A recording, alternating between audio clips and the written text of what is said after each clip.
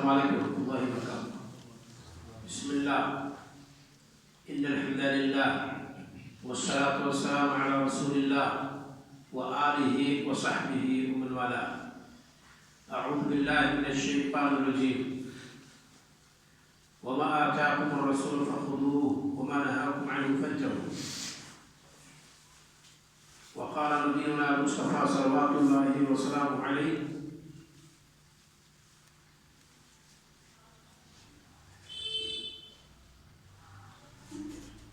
لا شرقوا شرق یا اہل المدینہ شرقوا غربوا۔ برادران اسلام، میرے دینی اور اپنے بھائی بزرگوں، 3 درس جو روزمرہ کی زندگی سے متعلق ہے: پیشاب پاخانہ، کھانا پینا اور سونا۔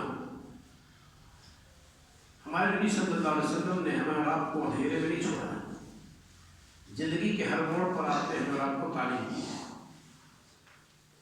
آج کا درس پیشاب پاخانہ سے متعلق ہے کہ اس کے کچھ آداب ہیں۔ احادیث رسول کو اگر کھنگالیں گے تو بہت سارے آداب نظر آئیں گے، لیکن آج کچھ چیزوں کا تذکرہ ہم کریں گے۔ اللہ تعالیٰ سے دعا ہے کہ مولا ہمیں اسے سن لیں، اس پر عمل کر لیں اور دوسروں تک سے پہنچانے کی توفیق عطا فرمائے۔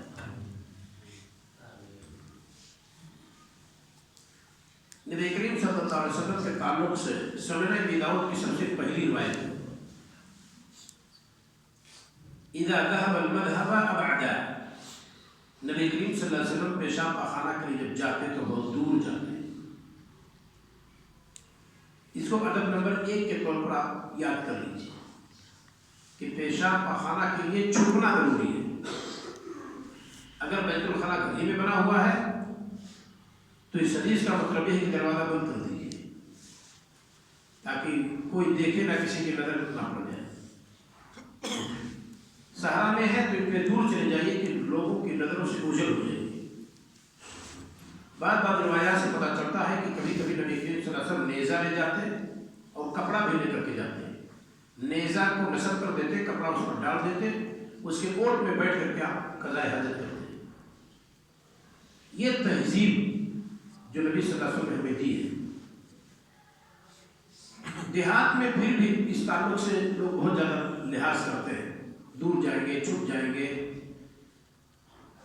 لیکن شہروں میں جہاں عام طور پر کام کاج کرنے والے لوگ ہوتے ہیں، حکومت کی طرف سے سرکاری کی ٹوائلٹ نہیں ہے، تو آپ دیکھیں گے گلی کوچوں میں لوگ بیٹھے رہیں گے، روڈ کے کنارے لوگ بیٹھے رہیں گے، سگریٹ بھی پیتے رہیں گے، پانی بھی سامنے رکھے رہیں گے، موبائل سے گفتگو بھی کرتے رہیں گے، آنے جانے والے بھی لوگ نفرت کریں گے۔ تو یہ ہمارے نبی صلی اللہ علیہ وسلم کی تہذیب و ثقافت میں نہیں ہے۔ جب پیشاب پاخانہ کے لیے جائیں تو دور جائیں، پردے میں ہو جائیں، اوٹ میں ہو جائیں۔ یہ تہذیب ہم اور آپ کو اسلام دیتا ہے۔ آپ گئے بیت الخلاء کے دروازے پر پہنچ گئے، کچھ لوگوں نے لکھا ہے کہ پہلے بایاں قدم رکھے اندر۔ اس کی کوئی روایت صحیح نہیں ہے، نہ کہیں کوئی روایت ہے۔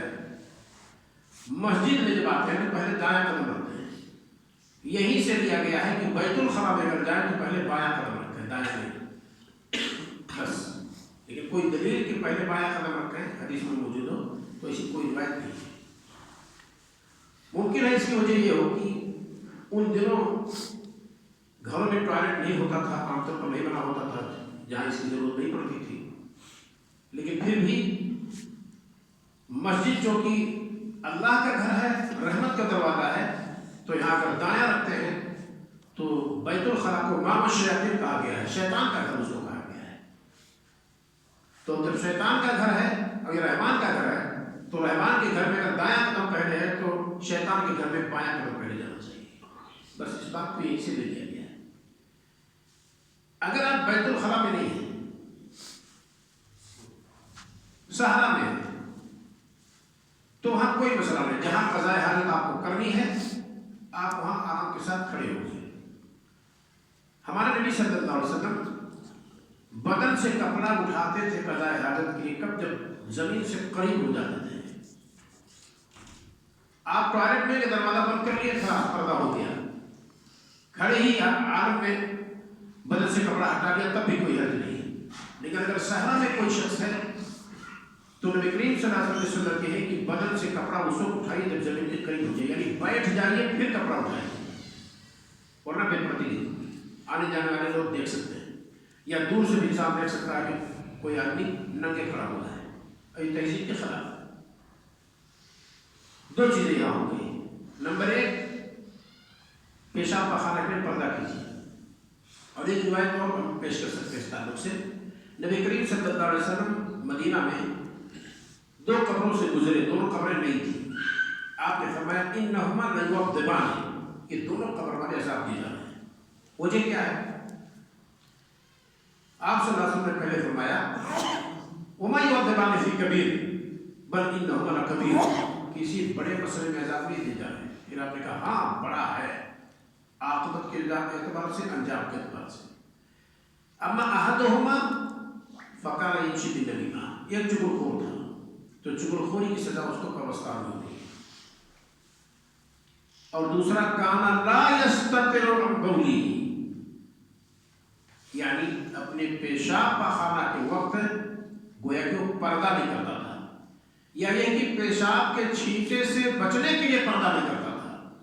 جہاں کہاں کھڑے ہو کر کے پیشاب کرنا شروع کر دیا اور چھینٹے دامن پہ پڑتے رہے، اس کا خیال نہیں کرتا تھا. تو اسی کو زیادہ کہا گیا ہے.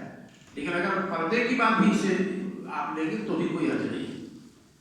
تو 3 چیزیں ہو گئی. نمبر 1 پردہ کریں، نمبر 2 بیت الخلاء میں جائیں تو بائیں قدم پہلے رکھیں، اور کپڑا بدن سے اس وقت تک نہ ہٹائیں جب تک کہ زمین کے قریب نہ ہو جائے یا پردے میں نہ ہو جائے.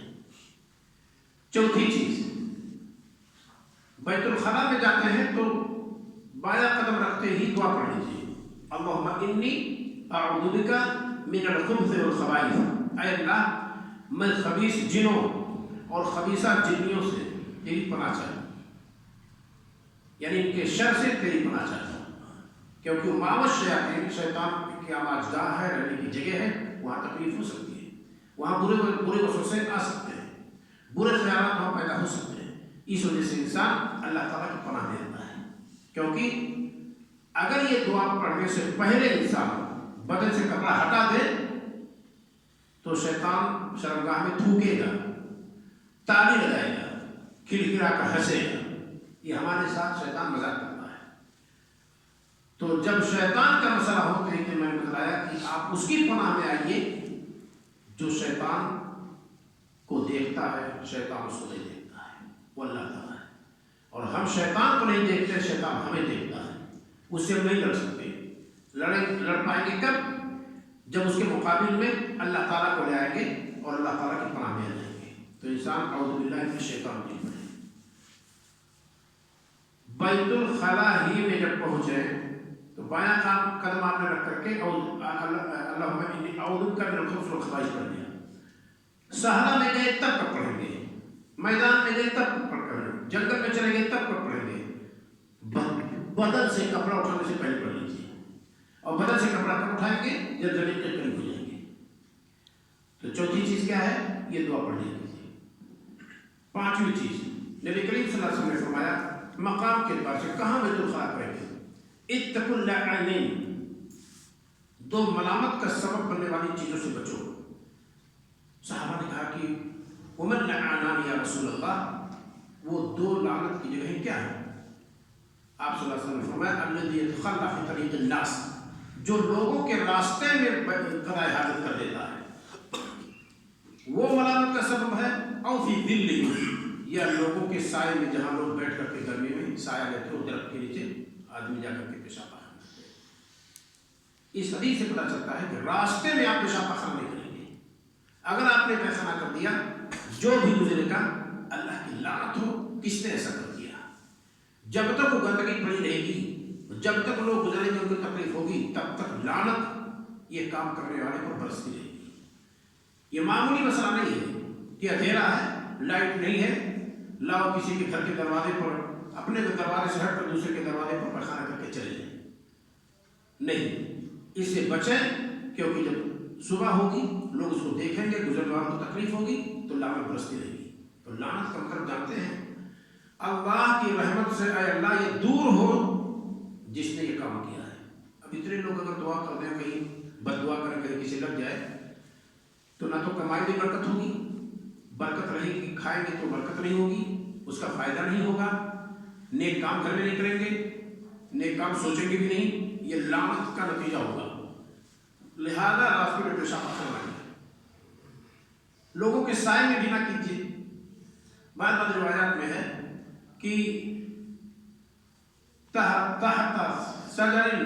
मुस्बिर फलदार दरख्त के नीचे नहीं, फलदार दरख्त का मसला अलग है और सायादार दरख्त का मसला अलग है। साया का मतलब यह है कि फलदार हो या ना हो, उससे अगर पब्लिक फायदा उठाती है तो आपको पेशाब का खाना नहीं करेंगे। देहात में लोग अपने जानवरों को गर्मी में बैठाते हैं, बांध लेते हैं, बड़े बूढ़े बैठकर बातें करते हैं, और वहां साए में जाकर के आप पेशाब पाखाना कर दीजिए तो लानत बरसेगी, लोग लानत भेजेंगे। फलदार दरख्त तो अलग नुकसान है। क्या अलग नुकसान है? फल अल्लाह की नेमत है, उसमें गिरे लतपत हो जाएगा, अल्लाह की नेमत बर्बाद हो जाएगी। ये अल्लाह की नेमत की नाशुक्री है। और अल्लाह ताला ने फरमाया, लइन शकरतुम लअज़ीदन्नकुम व लइन कफरतुम इन अज़ाबी लशदीद। अगर शुक्राना नेमत करोगे तो और ज्यादा दूंगा, और अगर कुफ्र करोगे तो मेरा अज़ाब बड़ा सख्त है। तो ये कुफ्र है अल्लाह ताला की नेमत कि आप फलदार दरख्त के नीचे पेशाब पाखाना कर दें जिसमें फल गिरे और लतपत हो जाए। आम के दरख्त के नीचे किसी ने कर दिया, पका हुआ आम गिर लिया, कोई नहीं खाएगा उसको, किसका दिल कहेगा कि उसे खाए? तो पांचों चीज याद कर लीजिए कि पेशाब पाखाना कहाँ करेंगे, कहाँ नहीं करेंगे। खासतौर से रास्ते में क़ानितुत तरीक़, जिस सड़क को लोगों के कदम खटखटाते हो, क्या मतलब जारी सारी सड़क जिस पर पब्लिक चलती हो। पुराना रास्ता कोई तर्क कर दिया हो लोगों ने, लोगों की आमद रफ्त ना हो तो कोई मसला नहीं है, लेकिन जहां लोग आते जाते हो उस रास्ते में कभी पेशाब पाखाना न कीजिए और फलदार दरख्त के नीचे भी न कीजिए। इसी तरीके से बाद रिवायात में मौजूद है मौरद। मौरद का मतलब है घाट, जहां लोग पानी पिलाते हो अपने मवेशियों को, नहर पे हो, नदी पे हो, समुद्र के करीब हो, जहाँ लोग जाते हो, नहाते हो, अपने मवेशियों को पानी पिलाते हो, तो ऐसी जगह से भी बचिए। यहाँ एक बात और है, आप शहर में कहीं कहीं टोटियाँ सरकारी लगी रहती है, जो हुक्म वो मौरद का है, घाट का है कि नहर वगैरह पर जहाँ घाट बना रखा हो लोगों ने जानवरों को पानी पिलाने के लिए, कपड़ा धोने के लिए, अपना नहाने के लिए, वही हुक्म आम टोटी का है। सरकारी कोई भी टोटी लगी हुई है, आम लोग फायदा उठाते हैं, वहाँ ना बलगम गिराइए, ना नाक साफ कीजिए, और ना ही वहाँ पेशाब कीजिए, ना खाना कीजिए। इन तमाम चीज़ों में से कोई भी गलत आपका सबब आप बने तो लोग लानत बरसाते रहेंगे। लिहाजा इसकी कोशिश होनी चाहिए कि जहाँ लोग पानी पीते हो, कपड़ा साफ करते हो, पानी भर करके अपने जानवरों को पिलाते हो, ऐसी जगह पेशाब पाखाना इंसान न करे। तो जो हुक्म मौरद का है यानी घाट का, वही हुक्म सरकारी टोटी का है। सरकारी टोटी ही के हुक्म में है, प्लेटफार्म पर लगा हुआ है, पानी गिरता है, टोटी लगी हुई है, एयरपोर्ट पे है, बड़े हॉस्पिटल में है, यूं ही सड़क पर कहीं लगा हुआ है, बस स्टॉप पर है, कोई भी जगह जहां आप ही खाली नहीं और लोग इस्तेमाल करते हो, तो ऐसी जगह से आप बचिए। ऐसी जगह आप पेशाब पाखाना बिल्कुल नहीं करेंगे। आपका अपना बेसन है, आप अपना इस्तेमाल करते हैं, उसको भी साफ रखना चाहिए, लेकिन अगर आप वहां कुछ करते हैं तो उसके जिम्मेदार आप।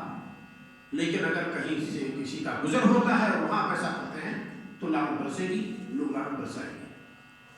इसी तरीके से पेशाब पाखाना सुराख में मत कीजिए, क्योंकि सुराख के बारे में, सुराख बिल है, जमीन में है, अब किसी ने चाह करा उसे सुराख में पेशाब कर दे तो नहीं जाएगा।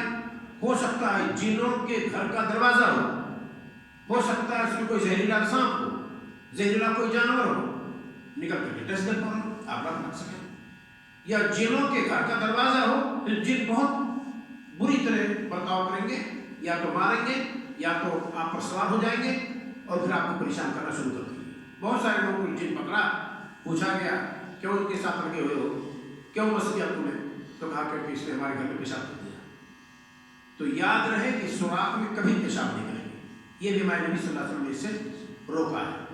और कभी कभार ऐसा अगर कोई करे और फिर उस पर कोई उसको सजा मिलती है जिनों की तरफ से, या जहरीले सांप और बिच्छू डसते हैं, तो खुद उसके अमल का नतीजा है, लिहाजा उसको उस पर सब्र के अलावा और कुछ नहीं करना।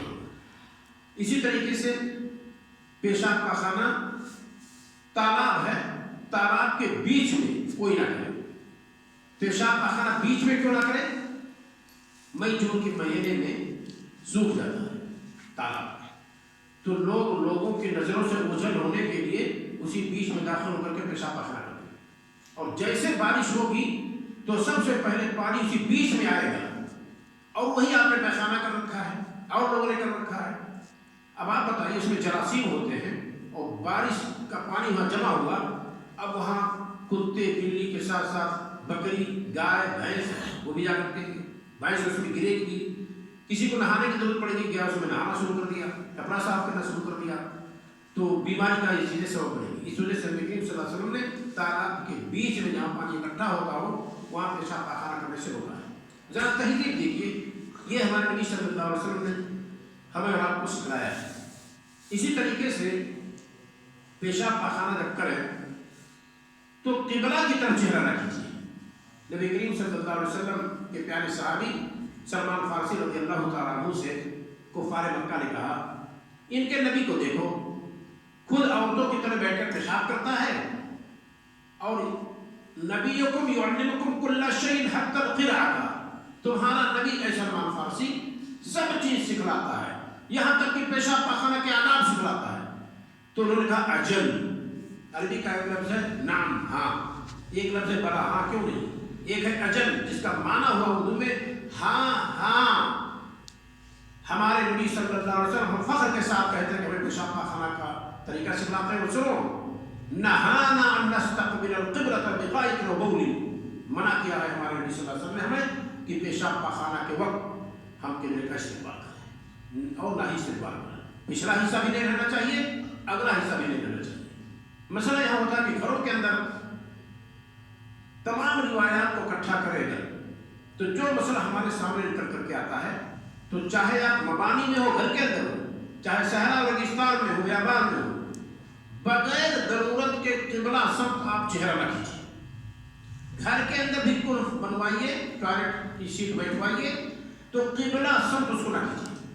है चारा है आसानी तो आप जुनूब की तरफ कर लीजिए, दक्षिण साइड में कर लीजिए, उत्तर साइड में शिमाल की तरफ कर लीजिए, यह दुरुस्त है। लेकिन यहाँ हिंदुस्तान में होते हुए किबला सब ना कीजिए, ना पिछला हिस्सा ना अगला हिस्सा, चाहे घर के अंदर ही क्यों ना हो। सही बात यही है। थोड़ी सी बात मैं वादे कर देता हूँ, जो बहुत ज्यादा बारीकी में नहीं जाना चाहता।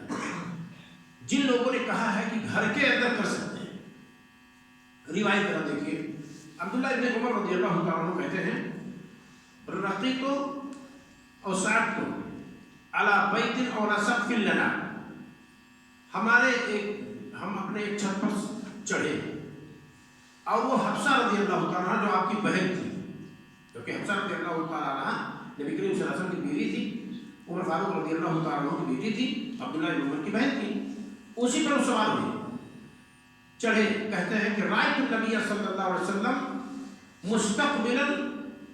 मुस्तक़बिल शाम, कि आप क़ज़ाए हाजत कर रहे थे शाम की तरफ चेहरा करके, क़ब्ल मौति बिसना और कमा क़ाल रज़ियल्लाहु अन्हु, मरने की एक साल पहले।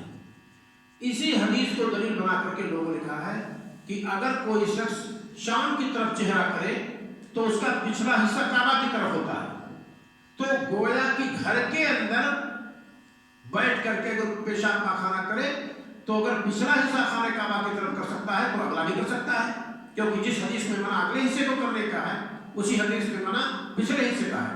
और अगर जवाज की दलील मिल जाती है पिछले हिस्से के करने की तो उसी से दलील पकड़ी जाएगी कि अगला हिस्सा भी कर सकता है। यही दलील है। हमारे उस्ताद ने कहा कि اگر دقت کے ساتھ دیکھا جائے تو مدینہ میں موجود آدمی شام کی طرف چہرہ کرے تو ڈائریکٹ کعبہ کی طرف اس کا چہرہ پچھلا حصہ نہیں ہوگا، کراس ہوگا، کیونکہ مدینہ سے جنوب کی طرف مکہ پڑتا ہے، اور مدینہ میں بیٹھا ہوا شخص اگر شام کی طرف دیکھے تو شمال اور مغرب کی جہت میں پڑے گا، تو مدینہ سے اگر شام کی طرف چہرہ کرے گا تو اس کی پشت مکہ کی طرف نہیں جائے گی، اس کی پشت جنوب اور مشرق کے کام میں پڑ جائے گی۔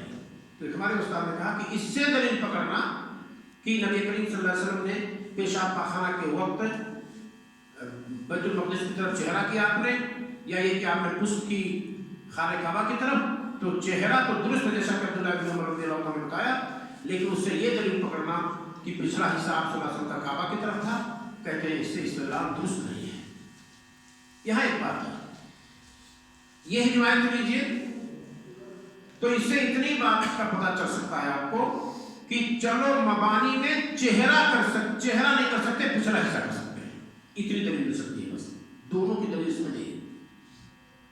اور میں نے کیا کہا کہ اگر ضروری نہ ہو، اور اس کا جواب دیا ہے لوگوں کہ نبی کریم صلی اللہ علیہ وسلم شام کی طرف کیوں کیے ہوئے تھے، کیونکہ آپ صلی اللہ علیہ وسلم کا پچھلا حصہ ایسا تھا وہاں جہاں بیٹھے تھے کہ اگر آپ اگلا حصہ ادھر کرتے تو لوگ دیکھ رہے ہوتے، لیکن لنگی پہننے والا بآسانی پیشاب پاخانہ یعنی پیشاب بآسانی کر سکتا ہے، پچھلا حصہ نہیں کھلے گا لنگی اگر پہنے ہوئے ہو۔ اور نبی کریم صلی اللہ علیہ وسلم اپنا پچھلا حصہ کعبہ کی طرف اس وجہ سے کیے کہ ادھر کچھ لوگ تھے، بے پردگی ہو سکتی تھی، تو اس بے پردگی سے بچنے کی خاطر آپ نے شمال کی طرف اپنا چہرہ کر لیا تاکہ لوگوں سے پردہ ہو سکے۔ تو یہ ہمارے نبی صلی اللہ علیہ وسلم کی یہ عمل ہے جس سے لوگوں نے دلیل پوری ہے، لیکن بہتر یہ ہے کہ مبانی کے اندر یعنی گھر کے اندر بھی ہو تو قبلہ کی طرف چہرہ نہ کریں۔ اب وہی مسائل رضی اللہ عنہ کہتے ہیں کہ ہم جب بیت المقدس پہنچے شام تو وہاں دیکھے کہ مراحیض جس ٹوائلٹ کو کہتے ہیں بنائے گئے تھے قبلہ کے سمت، فَكُنَّا نَنْحَرِفُ، تو جب ہم اس میں بیٹھتے تھے تو اپنا خود ہم پھر جاتے تھے۔ کیا مطلب؟ اگر سمت بنا ہوا ہے اس کا قبلہ کی طرف تو ہم قبلہ کی طرف چہرہ نہ کر کے گرچہ سیٹ بیٹھی ہوئی قبلہ کی طرف ہم اپنا چہرہ غیر قبلہ کی طرف کر لیتے ہیں۔ تو اس طرح سے ہمارا کو بھی کسی ایسے ٹوائلٹ کو استعمال کرنے کی ضرورت پڑتا ہے جس کی سیٹیں قبلہ کی طرف بنائی گئی ہو تو ہم لوگ اندر کر سکتے ہیں، کوئی مسئلہ نہیں ہے، اتنی پریشانی برداشت کر سکتے ہیں، احترام قبلہ ہے۔ یہ ابو ایوب انصاری رضی اللہ تعالیٰ عنہ کی حدیث کے اندر موجود ہے۔ اسی طریقے سے پیشاب پاخانہ کے وقت جب آب دست ہے تو دائیں ہاتھ میں استعمال کریں گے۔ یہ سلمان فارسی رضی اللہ تعالیٰ کی حدیث میں کیا کہ اجل قد نهانا ان نستقبل القبلة بغاية بول او ان نستنجي باقل من 3 احجار او ان نستنجي باليمين۔ ہمارے نبی صلی اللہ علیہ وسلم نے اسے بھی روکا ہے کہ 3 پتھر سے کم نہ استعمال کریں۔ ہمارے نبی صلی اللہ علیہ وسلم نے اسے بھی روکا ہے کہ دائیں ہاتھ کو استعمال کریں، تو دائیں ہاتھ میں استعمال کیا جائے گا۔ دائیں ہاتھ سلام کے لیے، دائیں ہاتھ قرآن چھونے کے لیے، بائیں ہاتھ کو ایسے مقام پہ ہمارے نبی صلی اللہ علیہ وسلم نے استعمال کیا، لہٰذا یہاں دائیں ہاتھ نہ استعمال کیا۔ اور اسی طریقے سے اگر پانی نہیں ہے پتھر استعمال کرنی ہے تو 3 پتھر کم سے کم استعمال کیجیے۔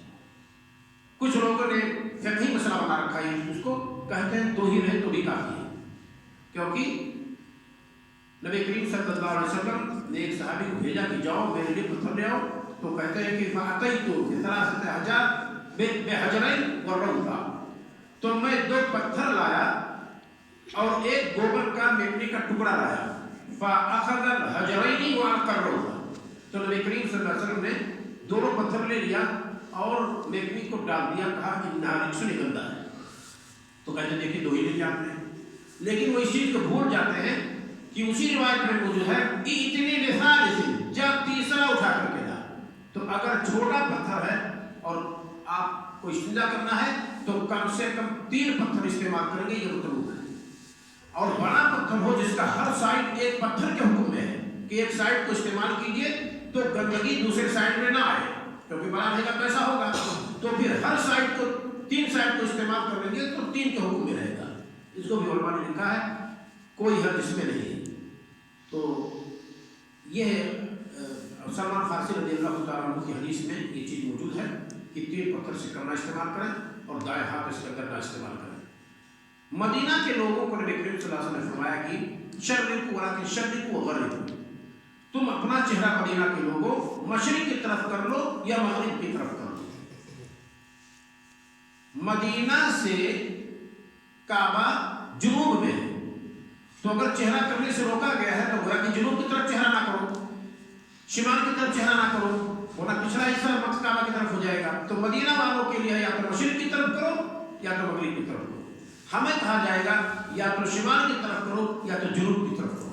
लिहाजा हम अपना चेहरा पेशाब खाना को कभी भी मगरिबी तरफ ना करें, ना पिछला हिस्सा ना अगला हिस्सा।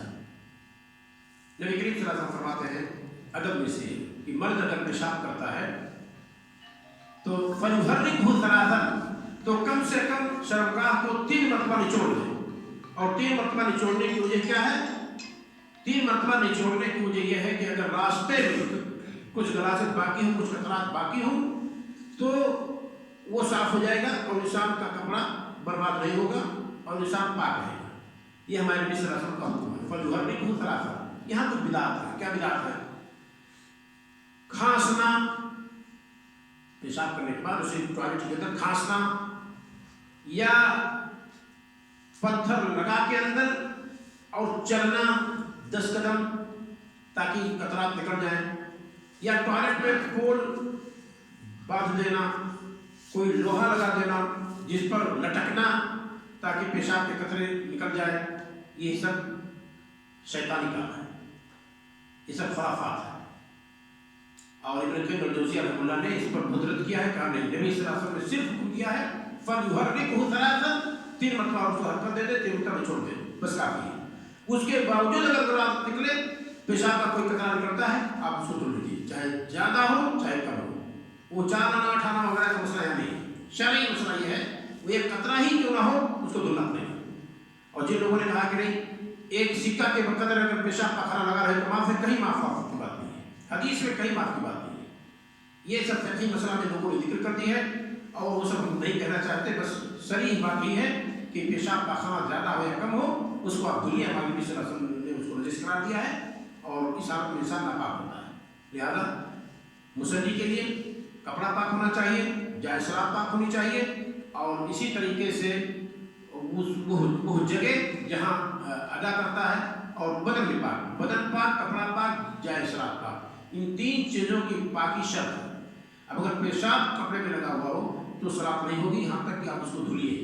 हाँ, बच्चे का पेशाब है, जब दूध पीता है तो उस पर छींटा मार दीजिए, बच्ची का पेशाब है तो उसको धुल लीजिए, या किसी मर्द का पेशाब है तो उसको भी धुलना पड़ेगा।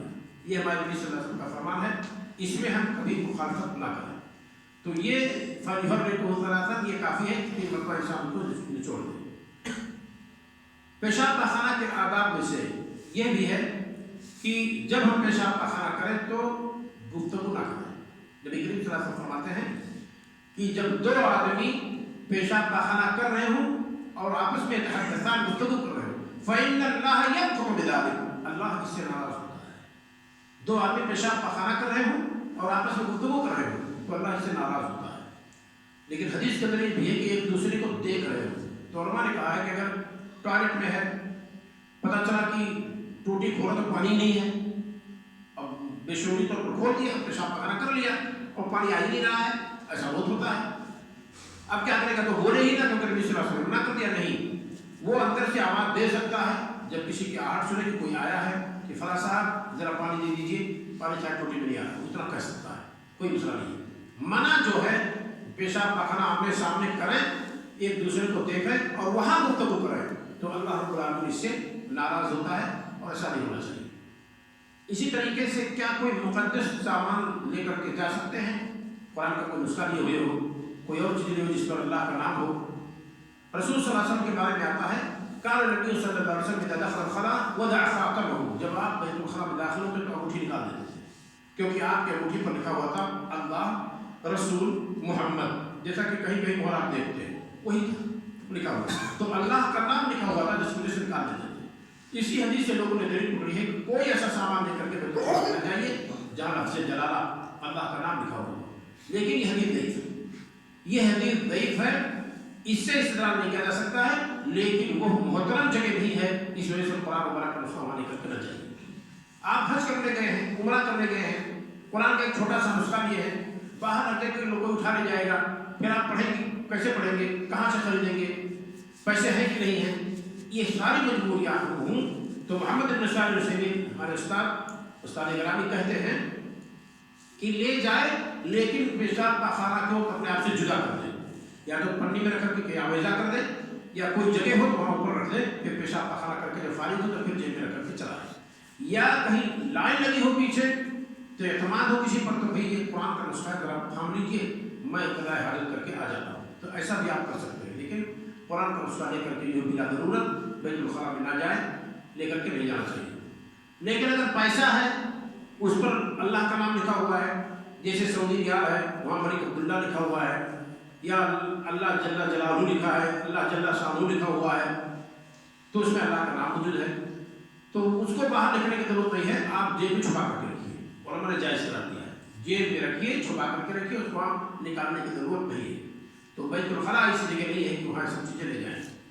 اسی طریقے سے بیت الخلاء میں اللہ تعالیٰ کا نام آواز سے نہیں آپ پڑھیں گے، زبان سے اللہ کا ذکر نہیں کریں گے، لیکن دل سے بھولیں گے نہیں، دل سے بھولیں گے نہیں اللہ کو، لیکن زبان سے اللہ تعالیٰ کا تذکرہ بیت الخلاء کے اندر نہیں ہوگا۔ کوئی بیت الخلاء میں بیٹھا ہوا سبحان اللہ لا الہ الا اللہ اللہ اکبر کہے نہیں۔ لیکن ہمارے استاد تھے، ہم لوگ بچپن میں جب سے تو کہیں پہاڑا یاد کرنے کا وقت نہیں ملتا ہے، بیت الخلاء میں جاؤ تب بھی پہاڑا یاد کرو، یہ تو پہاڑا یاد کرنے کا پریشانی ہے، سوچ لے کوئی تو اس میں کوئی کباب نہیں ہے کسی کو یا خیال ہے کوئی، اور دعا پڑھ لیجیے، کچھ خیال وار نہیں آئے گا، قضائے حاجت کر کے آپ فوراً بھاگ آئیں گے، ورنہ اس کو بیت الفکر کچھ لوگ لکھتے ہیں، بیت الفکر مانے یعنی سوچ اور فکر کا گھر، کہ وہاں پہنچیں گے تو ہزاروں فکر افکار آئیں گے، تو دعا پڑھ کر کے جائیے، تمام افکار سے آپ شیطان جو ہلائے گا اس سے آپ بچے رہیں گے، محفوظ رہیں گے، اس میں کوئی شک نہیں۔ تو یہ ہمارے نبی صلی اللہ علیہ وسلم کی سنت ہے پیشاب پاخانہ کے تعلق سے، اور پیشاب پاخانہ جو آداب مردوں کے ہیں وہی آداب خواتین کے ہیں، دونوں میں کوئی فرق نہیں ہے، خواتین کو بھی چاہیے کہ اسی چیز کو برتیں جو ہمارے نبی صلی اللہ علیہ وسلم کرتا ہے، اور کپڑے میں اگر لگ جائے کسی کے بھی تو اس کو دھو لیں، اس میں کوئی شک نہیں ہے، جیسے مرد دھلتے ہیں، اور پیشاب پاخانہ کے لیے ضرورت پڑ جائے تو باہر بھی جا سکتے ہیں، خواتین بھی جا سکتی ہیں، لیکن پردے کے ساتھ جائیں، اور کئی عورتیں جائیں بہتر ہے، اور اگر گھر کا ٹوائلٹ کو کہیں جانے کی ضرورت نہیں، گھر کے ٹوائلٹ کو استعمال کر سکتے ہیں، لیکن اس بات کو جانیں کہ گھر کے ٹوائلٹ کو ہمیشہ بند رکھیے، قضائے حاجت کر کے اس کے دروازے کو کھولیے نہیں، اولاً وہ شیطان کی جگہ ہے، اس کو بند کر دیجیے، اور بسم اللہ کر کے بند کر دیں گے تو اس کو کھول کر کے کوئی نکل نہیں سکے گا، جیسے گھر کا دروازہ بند کر دیجیے بسم اللہ کر کے تو شیطان داخل نہیں ہوگا، شیطان کے فطرے سے آپ محفوظ رہیں گے۔ ڈھکنے کی چیز کو جب سونے کے آداب انشاءاللہ بتلائیں گے تو اس میں آئے گا کہ شیطان کیا کیا فتنہ سونے کو کرتا ہے، بسم اللہ کر کے اگر کوئی چیز ڈھک دیجیے تو بھی شیطان اس کو نقصان نہیں پہنچائے گا۔ تو ایسے ہی ٹوائلٹ کا دروازہ بند رکھیے، اور ٹوائلٹ میں کپڑے وغیرہ نہ رکھیے، کپڑا رکھنے کی جگہ نہیں، ہاں جہاں سسٹم ایسا ہے کہ وہی ٹوائلٹ ہے اور وہی باتھ روم یعنی غسل خانہ بھی ہے، تو بڑا ہوتا ہے، عام طور باہر ملکوں میں ایسے ایک ہی ساتھ ہوتا ہے، تب بھی وہاں کپڑا نہ آویزہ کیجیے کیونکہ وہ ٹوائلٹ ہے، لیکن اگر اس میں نیت کر لیجیے کہ میں غسل خانے جا رہا ہوں، غسل خانہ ہے، نیت کر لیجیے کہ بیت الخلاء میں جا رہا ہوں، بیت الخلاء ہے، کبھی کبھی لوگ پوچھتے ہیں کہ اسی میں اگر بیسن بنا ہو تو کیا اس میں وضو کر سکتے ہیں کہ نہیں، کر سکتے ہیں، بسم اللہ باہر کر کے جائیے، بسم اللہ باہر کر لیجیے، پھر داخل ہوں اور نکل آئیے تب دعا پڑھ لیجیے، اور ایسے ہی بیت الخلاء سے جب فارغ ہو جائیے تب پڑھیے غفرانک، اے اللہ رب العالمین ہم تجھ سے مغفرت طلب کرتے ہیں، کیا غلطی کی آپ نے، کیا مغفرت طلب کرتے ہیں، یہی کہ اللہ رب العالمین نے نعمت دی، ہم نے کھایا، اور وہ اگر پیٹ میں رک جاتا تو یہی ہمارا خاتمہ تھا، اس کے باوجود ہم اللہ رب العالمین کا شکر نہیں ادا کر پاتے ہیں تو ہم گنہگار ہیں، اے اللہ رب العالمین ہمارے گناہ کو بخش دے۔ ایک معنی یہ ہے، دوسرا معنی یہ ہے کہ اللہ تعالیٰ کا ذکر ہمیشہ کرنا چاہیے، لیکن اے اللہ یہ ٹوائلٹ کرنے کے وقت زبان سے تیرا ذکر میں اب تک نہیں کیا مولا، گنہگار گویا کہ ہوا، بندہ اپنے آپ کو سمجھتا ہے تو کہتا ہے کہ اتنے دیر تک کے لیے تو ہمیں معاف کر دے، ہم تیری بخشش کے طرفدار ہیں۔ اتنی بات اگر ہم سمجھ جائیں تو پھر اپنا وقت ضائع نہیں کریں گے کہ ٹوائلٹ سے نکلنے کے بعد بندہ کہتا ہے غفرانک کہ مولا یہ چند گھڑی جس میں ہم نے اپنی زبان سے تیرا ذکر بھلا دیا نہیں کیا تیرا ذکر مولا میں گنہگار ہوں تو ہمیں بخش دے، تو ہم پھر لایانی چیزوں میں اپنا وقت ضائع کریں گے، کیونکہ لایانی چیزوں میں وقت ضائع کرنے کا مطلب یہ ہے کہ اللہ تعالیٰ کو ہم بھول جائیں، اللہ تعالیٰ کا ذکر نہ کریں۔ تو یہ چند باتیں پیشاب پاخانہ کے آداب کے تعلق سے تھیں، اور اس میں تو بہت سارے مسائل ہیں، ہو سکتا ہے بہت ساری چیزیں آپ کے ذہن میں ہوں۔ ایک مسئلہ بہت اہم ہے، کھڑے ہو کر کے پیشاب کرنا درست ہے، نبی کریم صلی اللہ علیہ وسلم کے بارے میں آتا ہے، بخاری کی روایت ہے، اتى النبی صلی اللہ علیہ وسلم صلاۃ قوم فبال علیہ قائم، نبی کریم صلی اللہ علیہ وسلم ایک قوم کے بھور کے پاس آئے جہاں کوڑا کباڑا ڈالتے ہیں، فبال علیہ قائم، تو آپ نے وہاں کھڑے ہو کر کے پیشاب کیا۔ بہت سارے لوگوں نے شارحین حدیث میں لکھا کہ آپ کے گھٹنے میں درد تھا، آپ کی کمر میں درد تھا، یا وہاں گندگی تھی بیٹھ نہیں سکتے تھے۔ صحیح بات یہی ہے کہ بیان جواز کے لیے آپ نے کیا کہ جائز ہے، یہ ہماری امت کو مستقبل میں ضرورت پڑ جائے تو ہماری امت کے افراد کھڑے ہو کر کے پیشاب کر سکتے ہیں۔ ضروری کیا ہے؟ پیشاب کی چھینٹے سے بچنا، یہ آپ کی ذمہ داری ہے۔ کوئی کپڑا ایسا پہن لیا اچانک کہ بیٹھ نہیں سکتا، چلو بھائی مجبور ہو گیا کھڑے ہو کر کے پیشاب کر لے، لیکن کوئی پہلے ہی چست کپڑا اس لیے کہ کھڑے ہو کر کے پیشاب کرے، دونوں میں فرق ہے۔ کبھی پہن لیا اب مجبور ہے، کیا کرے؟ کوئی ڈریس ایسے ہے کہیں کام کرتا ہے، کسی کالج میں پڑھتا ہے، ڈریس ایسے ہے اب وہ بیٹھ نہیں سکتا، تو کہتے ہیں کہ یہ مجبوری ہے، وہ کھڑے ہو کر کے پیشاب کر لے، بس پیشاب کے چھینٹے سے بچنا ضروری ہے۔ لیکن کوئی چست کپڑا پہنے ہی اس لیے کہ کیوں بیٹھے گا کھڑے، تاکہ کھڑے ہو کر کے پیشاب کرے، تو دونوں کی نیت الگ الگ ہے۔ تو انسان بیٹھ ہی کر کے پیشاب کرے، عام طور پر ہمارے نبی صلی اللہ علیہ وسلم کا عمل نہیں رہا ہے، لیکن جائز ہے کھڑے ہو کر کے پیشاب کرنا، لیکن کھڑے ہو کر پیشاب کرنے والے کی ذمہ داری ہے کہ پیشاب کے چھینٹے سے بچے۔ اسی طریقے سے ہمارے نبی صلی اللہ علیہ وسلم جب پیشاب میں جاتے تھے، کان یرتدی او یطلب مکانا رخوا، نرم زمین تلاش کرتے تھے پیشاب کے لیے، کیوں بھائی؟ تاکہ پیشاب کے چھینٹے اوپر نہ آئیں۔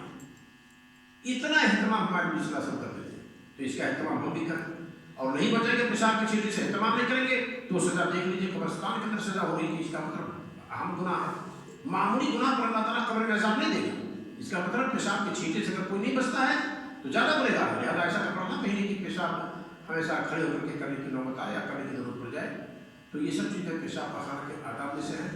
اور سیٹیں جو بنی رہتی ہیں، انگریزی سیٹ بنی رہتی ہے، غیر انگریزی عادی سیٹ بنی رہتی ہے، جو آپ کے لیے آسان ہے اس کو آپ استعمال کیجیے، اس کو انگریزی سیٹ نہیں کر، کبھی سیٹ اس کو کہتے ہیں کہ بڑے لوگوں کے لیے بنا دیا جاتا ہے، گھٹنے میں درد ہے، بیٹھ نہیں سکتے، اکڑو بیٹھ نہیں سکتے، تو ان کے لیے بہتر ہے کہ سیٹ بہتر ہے، اسی پر بیٹھ کر کے قضاء حاجت کر لیں۔ تو بہت سارے لوگ اس کو انگریزی سیٹ کہتے ہیں، ایسا کچھ نہیں، وہ تو انگریزی غیر انگریزی سب لوگ استعمال کرتے ہیں۔ آپ کے گھر میں بھی اگر ہے تو بڑے بوڑھے لوگ اس کو استعمال کرنا چاہیں تو استعمال کر سکتے ہیں، آپ بھی اس کو استعمال کرنا چاہیں تو استعمال کر سکتے ہیں، اس کو کوئی قباحت کی بات نہیں ہے۔ تو یہ چند باتیں آئی بے ترتیب لیکن ذہن میں محفوظ رکھیے۔ اللہ رب العالمین حضرات کو اس کے تعلق سے مولا توفیق عطا فرمائے کہ فرمان کریں، دوسروں تک اس کو پہنچائیں۔ والسلام علی رسول اللہ۔